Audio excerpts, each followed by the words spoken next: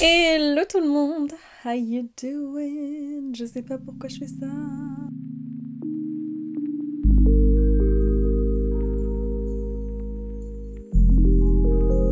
J'espère que vous allez très bien. Je vous retrouve aujourd'hui pour une vidéo favorites, favoritos. Je sais pas comment on dit favori en espagnol. Arrête vite, ça suffit. Dis Siri, comment dit-on favori en espagnol? En espagnol, favori se dit favoritos. Je suis trop forte. Je vous jure, je savais pas, j'ai fait allemand LV2. Dis Siri, comment dit-on favori en allemand? En allemand, favori se dit favorite. Favorite. Bon, en fait, au final, tout se ressemble. C'est formidable. Je vous ai fait un petit cours de langue en même temps. Ne me remerciez pas, ça me fait plaisir, c'est pour moi, voilà. Donc, on va de suite commencer par des petites choses que j'ai reçues il y a pas si longtemps que je voulais vous montrer parce que j'ai encore un petit code promo pour vous à vous partager sur Shein qui est valable là pour le Cyber Monday. Parce qu'il y a eu le Black Friday et maintenant il y a le Cyber Monday, ça se suit. Donc, si jamais vous n'avez pas profité des promos pendant le Black Friday, vous pouvez encore en profiter maintenant. Et j'ai toujours un code promo qui s'affichera à l'écran qui vous donne toujours comme d'habitude moins 15% des 29 € d'achat ou bien moins 20% des 69 € d'achat. Faut que je vous montre des trucs que j'ai trouvés qui sont beaucoup trop mimes. La première chose je savais pas du tout mais ils ont fait une collab avec les bisounours. C'est beaucoup trop mimes. J'ai pas de mots, voilà. C'est trop mignon. J'ai pris des pailles. Ça, est-ce qu'on en parle ou pas? Excusez-moi. C'est beaucoup trop mignon, je suis désolée, c'est adorable. Je suis désolée, c'est adorable. Et dans la collection Kerber, donc c'est Kerber en anglais, il y avait aussi des dessous de verre. Donc pareil, il y avait les mêmes couleurs, donc il y avait violet, rose, bleu et vert. Et moi j'ai pris le violet et le rose. J'ai aussi trouvé cette trousse qui va archi énormément... C'est pas français. Archi énormément me servir. Mais vous allez comprendre, c'est du génie. C'est une pochette comme ça. Donc avec des compartiments à zip et elle se ferme avec un élastique, un gain de place de ouf et surtout ça permet de bien protéger les produits. Et alors pour terminer, cet article là les gars, mon compagnon pour cet hiver. Si vous êtes frileuse ou frileux comme moi, you need this. Alors là tout de suite on dirait un plaid classique. Alors déjà sachez qu'il est méga doux, genre j'ai jamais vu un truc aussi doux comme ça de toute ma vie. En termes de taille, il est pas hyper grand, disons qu'il doit faire 1m40 peut-être. Genre un truc comme ça. Mais ça suffit comme petit plaid une personne. C'est pas juste un plaid, parce que ce serait un peu boring. Vous voyez qu'il y a une petite prise. Eh bien c'est une couverture chauffante. C'est un plaid chauffant. Vous le branchez et ensuite vous appuyez sur ce petit bouton. Bon voilà il est pas branché donc ça va pas marcher. Et après vous avez 3 modes de température. Vous avez low, medium, high. En fonction de ce que vous préférez. Et mais laissez tomber à quel point je vais saigner ce truc tout l'hiver. Vous êtes pas prêts? Vraiment envie d'investir dans un petit truc comme ça depuis longtemps pour l'hiver. Je vais le passer à ma mère aussi quand je serai en déplacement. Comme ça elle qui a tout le temps froid aussi elle va kiffer. Je vous mettrai les liens bien entendu dans la barre d'infos. Et on va enchaîner avec le reste de mes favoris du mois de novembre. Je sais pas pourquoi je saccade tous mes mots. C'est parti. Alors d'habitude je fais pas spécialement en catégorie. Là je pense que ça va être un petit peu plus trié que d'habitude. Mais on va voir. Je vais commencer par 2 vinyles. Vous savez que j'ai un petit problème avec les vinyles en ce moment. J'abuse. Mais j'adore ça. Ça me procure un sentiment de bien-être et de bonheur intense. Donc... je vois pas où est le mal. Je vous avais présenté déjà dans un vlog, pour ceux qui regardent les vlogs, il y avait ce vinyle de Disney, donc du film Pocahontas, que du coup j'ai acheté à Londres. Enfin c'est Léana qui me l'a offert pour mon anniversaire quand on était partis à Londres. Il est absolument incroyable. J'ai pas les mots. Il est extraordinaire. Il est hyper beau. La couverture est l'une des plus belles de tous les Disney que j'ai vus. C'est la couverture du film tout simplement. Et franchement le vinyle est magnifique. Et surtout les musiques sont extraordinaires. Moi j'adore les musiques de Pocahontas. Et il y a des musiques qui sont hyper sous-cotées dans ce Disney. C'est un truc de fou. Je comprends pas. On parle souvent des mêmes Disney, toujours les mêmes en boucle. Mais alors la Pocahontas sous-cotée. Bref, une pépite, je l'adore. Très contente de l'avoir dans ma collection. Je suis à la recherche des autres. J'ai trouvé un autre vinyle qui est très dur à trouver dans la collection Disney, c'est Lilo et Stitch. Allez-y, faites une recherche Google, vous allez vite comprendre. Ce vinyle ne sera jamais dans ma collection, c'était impossible. Il est introuvable, dans la version que je veux en tout cas, qui est la version des vinyles colorés. Parce que sinon vous avez aussi la collection des vinyles... on appelle ça des picture discs, donc en gros c'est la couverture que vous voyez là, imprimée sur un vinyle. Il y a des gens qui aiment, il y a des gens qui aiment pas. Moi je suis pas méga fan de ce genre de vinyle là, mais je pense que bon, je serais un petit peu obligée de partir sur ce genre de collection pour certains vinyles que je veux vraiment.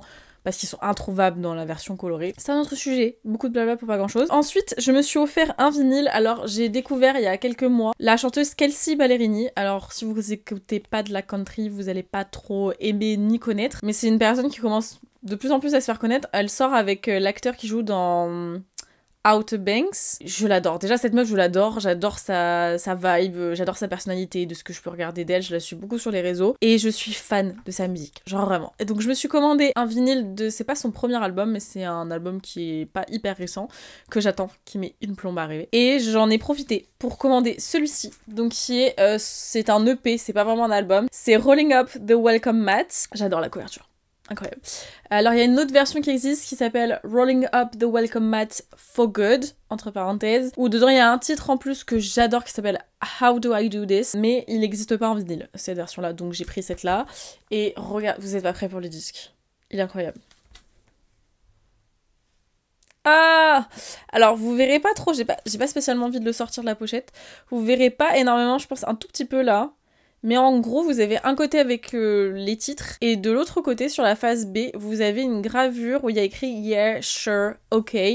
C'est des paroles d'une de ses musiques. Franchement, il est magnifique, l'album est incroyable, il y a aucune chanson que j'aime pas dans cette EP. C'est une pépite, voilà. Si vous aimez la country, que vous avez envie de découvrir une nouvelle artiste, n'hésitez pas à aller checker. Franchement, c'est un mix entre Taylor Swift, Maisie Peters et Shania Twain. je pense que c'est une Shania Twain, Taylor Swift, Maisie Peters. Parce qu'en gros, elle écrit des super beaux textes, un peu comme à la Taylor Swift, mais elle a un côté un peu mimes à la Maisie Peters, parce que Maisie Peters écrit très bien aussi. Et en même temps, elle a ce côté country pop de Shania Twain. Je sais pas, je pouvais pas faire plus détaillé. On va passer ensuite à des séries. J'ai saigné plusieurs séries ces derniers temps. La première, je pense que je vous en avais pas parlé dans mes derniers favoris, c'est 10%. C'est le kid qui m'a fait découvrir cette série. On était dans un van, un week-end horrible, en plus on a fait que d'aller à droite à gauche. Il y avait une télé dans le van et il m'a dit ah tu connais cette série et tout. J'étais là, oh j'aime pas trop les séries françaises. Fact, je suis désolée mais c'est vrai. Il me dit non mais tu vas kiffer, c'est trop stylé et tout. Et effectivement, j'ai regardé le premier épisode, j'ai kiffé. Je suis rentrée chez moi, je me suis saignée toutes les saisons. Il y a 2 saisons, je crois, 4 saisons. J'ai saigné les 4 saisons. C'est bon, en une semaine. Vraiment, j'ai kiffé et j'ai vu qu'il préparait un film, donc j'ai hâte. Ensuite, un truc hyper random, un jour je cherchais une série à regarder et je suis tombée sur celle-ci qui est Surviving Summer. Alors pas du tout dans le mood actuel. Pas du tout de saison, Victoria, absolument pas. Mais je sais pas pourquoi, j'ai cliqué là-dessus et en fait on suit Summer, une meuf qui vit à New York et en fait elle va être exilée entre guillemets par sa mère en Australie parce que sa mère a un taf qu'elle doit faire je sais pas où. Bref, du coup elle l'a fait garder par une de ses potes en Australie parce qu'elle est d'origine de là-bas. Elle est originaire de là-bas, je vais y arriver. Et du coup, Summer, elle revient un peu dans ce pays qu'elle a pas vu depuis je sais pas combien d'années, et elle va commencer à faire du surf, et bref, il y a toute une bande de potes et tout, ils font du surf. C'est très cool. C'est cliché de ouf, c'est pas du tout prise de tête, mais j'adore. Voilà, j'adore le mood. L'Australie, c'est un pays que j'aimerais beaucoup visiter un jour. Malgré les bêtes, oui. Et du coup, ça, j'ai kiffé, c'était très chill, très cool. Il y a 2 saisons, de ce que j'ai compris, il me semble qu'ils sont en train d'en faire une 3e. Je sais pas si ça a été confirmé, mais je pense qu'il va y avoir une 3e saison. En tout cas, ça n'a pas été validé pour le moment. Et très récemment, j'ai découvert The Buccaneers. J'ai vu, alors je sais pas si on dit ça comme ça, j'ai vu la bande-annonce quand on est parti au cinéma à Londres avant le film de Taylor Swift. Enfin, du concert de Taylor Swift. C'est disponible sur Apple TV. Alors, désolé. Voilà, du coup, c'est pas ouf parce que tout le monde va pas avoir accès à ce truc-là. Mais c'est une dinguerie. Voilà, c'est une dinguerie. J'ai regardé que 2 épisodes pour le moment ou 3. Il y en a que 8 de dispo. Donc, c'est pour ça que je prends mon temps parce que je sens que je vais être frustrée sinon. Et alors, pour vous dire, pour moi, à mes yeux, c'est un mix entre Bridgerton et Gossip Girl. C'est clairement ça que j'ai en tête. C'est très clairement ça. Dedans, il y a une des actrices principales. Elle jouait dans 13 Reasons Why. Les actrices sont très très très cool. Les acteurs sont incroyable. Ça rend la chose extraordinairement plaisante à regarder. Franchement, j'ai kiffé. Voilà, donc j'ai hâte de regarder la suite. J'espère ne pas être déçue sur la suite. Et j'espère surtout qu'on n'attendra pas 4 ans pour une suite comme Bridgerton actuellement. Si jamais vous êtes en manque de Bridgerton et que vous avez envie de voir un truc qui s'y rapproche un petit peu en attendant, vous avez ça. On va enchaîner sur du skincare. La première chose, c'est une découverte assez récente. C'est un produit de chez Glow Recipe. Alors, j'ai vu ce produit absolument partout, comme tout le monde, hein, sur les réseaux. Je me suis dit, est-ce que c'est bien? Est-ce que c'est pas bien? Il faut que je teste. Et j'ai eu la chance et la surprise de recevoir un colis de plein de produits de la marque. Et donc, j'ai pu tester pas mal de produits. Donc, je suis en train de tester la routine entière. Et là, c'est le Watermelon Glow Niacinamide Dew Drops. Donc, c'est, je pense, le produit qui a fait le plus le buzz. Qui a fait le plus le buzz. En fait, déjà, il y a du niacinamide dedans, c'est un de mes actifs préférés, avec l'acide hyaluronique, grand classique. C'est surtout que je trouve qu'il fait un effet hyper bonne mine et très glowy à la peau, c'est très joli. Je trouve plutôt efficace. Le seul point que j'aime pas, négatif, c'est que ça sent hyper fort. Voilà, tous les produits sentent très très très fort. En termes de parfum, ça doit être une catastrophe au niveau de la compo, je pense. Mais si vous aimez les odeurs un peu de bonbons, ça sent la pastèque, mais un peu en mode bonbon. Vous allez kiffer. Moi, je suis pas hyper fan. Voilà, je sais que c'est très marketing. Mais sinon, le produit en lui-même est vraiment pas mal. En tout cas, pour le moment, je teste. Mais il faut que je teste plus longtemps pour vous dire si vraiment c'est hyper efficace. Mais en première impression, c'est le produit qui m'a le plus plu et plus impressionné. Ensuite, c'est cette petite crème pour les mains de chez Rituals. Qui est la Ritual of Jing. C'est le baume pour les mains Recovery Hand Balm Relax. Je vais en mettre d'ailleurs. Vous savez que mes mains sont tout le temps hyper sèches et du coup je me force à mettre de la crème régulièrement. Et celle-ci je l'aime beaucoup parce qu'elle a un parfum qui est assez agréable, qui est pas trop fort, donc qui sent quand même quelque chose, donc vous avez quand même une expérience sensorielle qui est agréable quand vous la mettez. Mais c'est pas une senteur qui va rester ad vitam aeternam trop longtemps non plus, donc c'est agréable. Moi je préfère quand c'est comme ça. J'aime beaucoup le format qui est très pratique à glisser dans mon sac. Et surtout, ce que j'aime avec les crèmes pour les mains Rituals, c'est qu'elles ne laissent pas de film gras. Et ça c'est un des critères les plus importants quand je cherche une crème pour les mains. Ensuite, on reste chez Rituals. Ça fait pas longtemps que je l'ai non plus, mais je suis tellement fan de la senteur et je connais le produit de base que je peux vous en parler. C'est la nouvelle collection The Legend of the Dragon et j'ai pris la crème pour le corps. Alors les crèmes pour le corps Rituals, je les aime beaucoup. J'ai juste un peu de mal avec le packaging parce qu'en fait, il est énorme. Alors qu'en vrai, il pourrait se passer de tout ça hein, en termes de packaging. Mais alors, mon dieu, oh là là, cette odeur, elle est extraordinaire. Pour moi, c'est un parfum qui est sucré, épicé. C'est une dinguerie. Enfin, les crèmes Rituals, je les aime beaucoup parce qu'elles sont assez nourrissantes. Et en même temps, elles laissent pas de film ultra gras sur la peau. Ce que je déteste, parce que c'est un enfer. Et elles pénètrent bien dans la peau, pareil. Je déteste mettre 10 plombes à me mettre de la crème sur le corps. J'ai la flemme. Voilà, disons les termes. Et ça fait partie des rares crèmes pour le corps que j'apprécie. Et cette senteur, si vous avez l'occasion d'aller la sentir en magasin, allez-y et dites-moi ce que vous en pensez. Parce que dinguerie. Et on termine la skincare avec la Grass Night qui refait son comeback de chez Martin Skin parce que je l'ai beaucoup utilisé là durant le mois qui vient de s'écouler étant donné que j'utilise pas mal de produits à base de AHA et de BHA surtout le soir, j'aime bien utiliser une crème assez riche pour un peu compenser. Et celle-ci c'est la meilleure. Franchement, en termes de crème de nuit, il n'y en a pas qui passe au-dessus de celle-ci. Pour moi, c'est la best. Voilà. Vous pouvez l'utiliser en couche ultra épaisse en tant que masque hyper hydratant pour la nuit ou en couche classique, normale quoi, comme une crème. Comme je l'avais déjà dit dans ma vidéo où j'en parlais, c'est une odeur très douce, un peu de bébé. Et ouais, franchement, pour moi, c'est la meilleure. Si vous cherchez une crème de nuit assez riche, ne cherchez pas plus loin.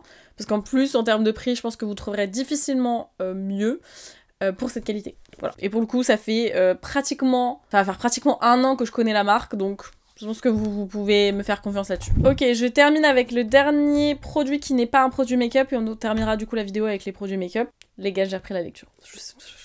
Je sais, c'est extraordinaire. Je vais vous faire une vidéo update lecture book haul, j'arrête pas de vous le dire, mais c'est prévu et ça arrive. Ça va arriver soit dernière semaine de novembre, soit première semaine de décembre. It's coming.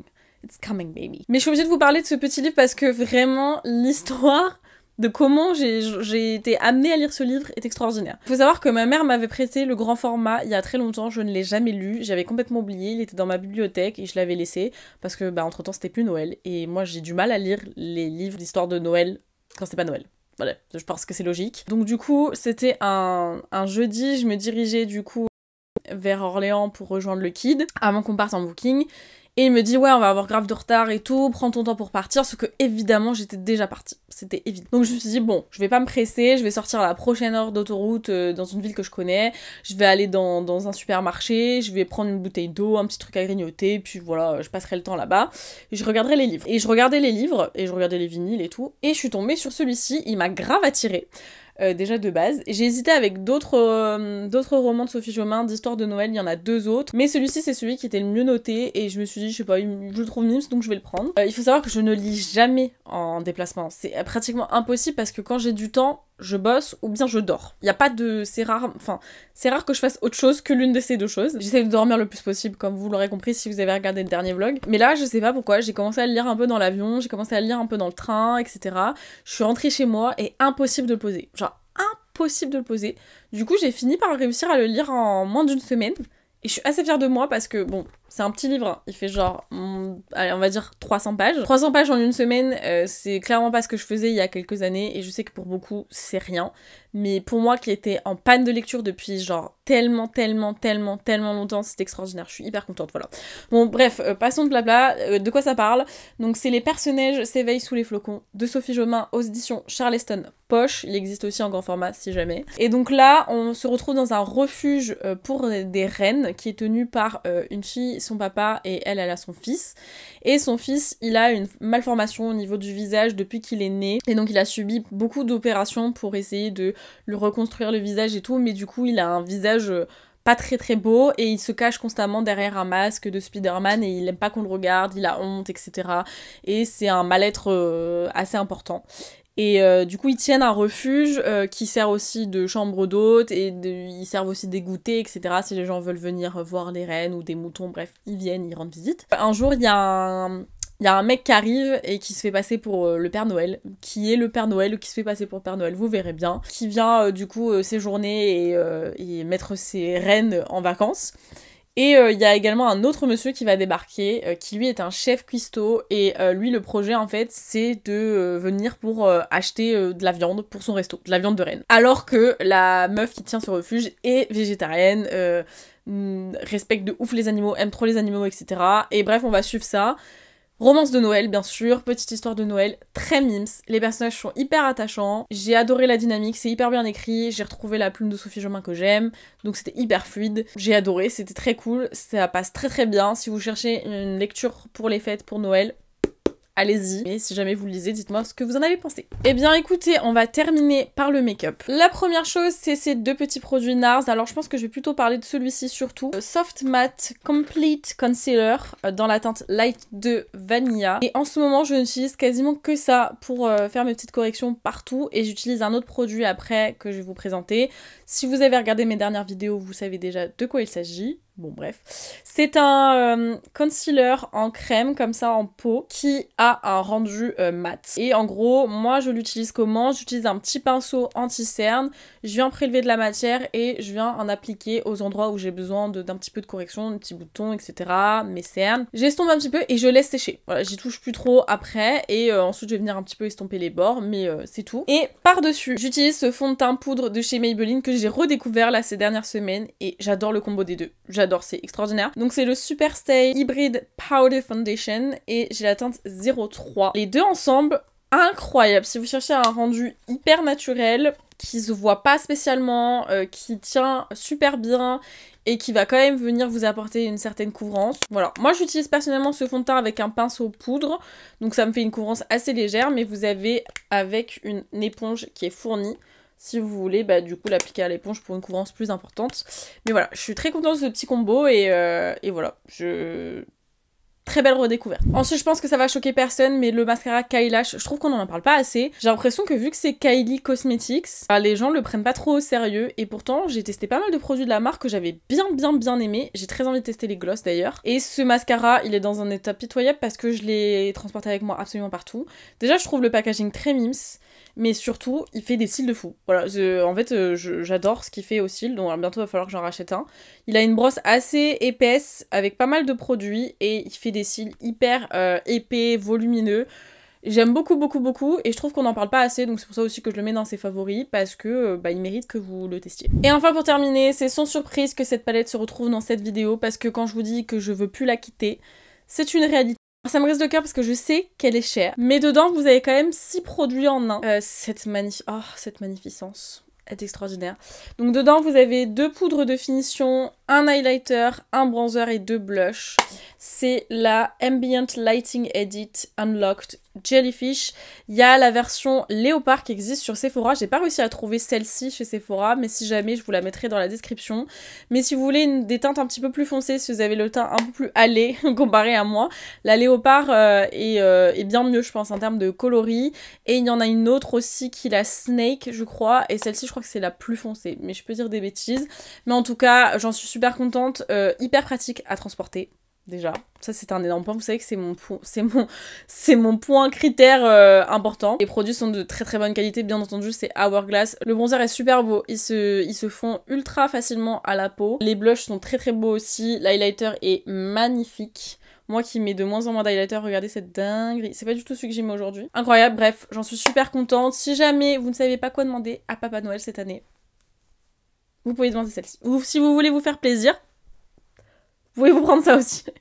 Voilà. Ou si vous voulez faire plaisir à quelqu'un, vous pouvez aussi. Et voilà qui conclut cette vidéo. N'hésitez pas comme toujours à me partager vos favoris dans les commentaires. Si vous avez aimé la vidéo, n'hésitez pas à la liker. Ça m'aide énormément. Merci beaucoup à ceux qui le font comme toujours. Si vous n'êtes pas abonné, n'hésitez pas à le faire. Bienvenue dans la famille. Et puis si vous ne savez pas quoi commenter et que vous voulez participer à me soutenir par rapport à cette chaîne, je vous mets l'emoji de la vidéo du jour et en plus de ça vous avez l'opportunité de potentiellement apparaître dans les prochaines vidéos. J'ai failli m'étouffer une deuxième fois.